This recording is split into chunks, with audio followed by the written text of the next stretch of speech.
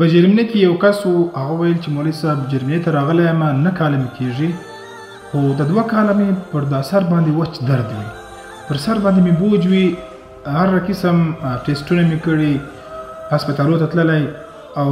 هغه ډاکټران دا وایي چې بالکل ته برابر یې، ستا په بدن کې بیماري نشته،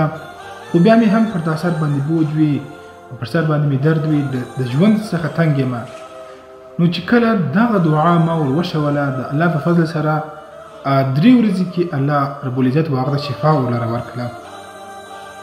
هغه دعا داسې دعا ده چې په ترمذي شریف کې په حدیث سره ثابته شوې دعا ده. ترمذي شریف روایت دی، زه به تاسو ته پر سکرین باندې هم ولیکم: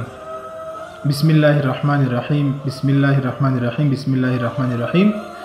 3 واره بسم الله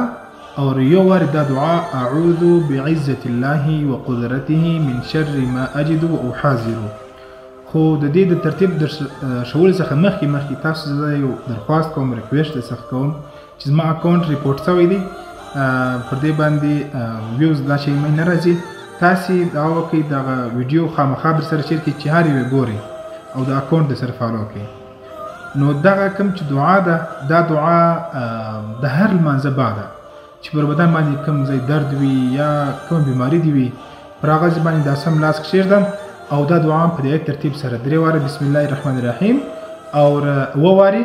اعوذ بعزة الله وقدرته من شر ما اجد واحاذر.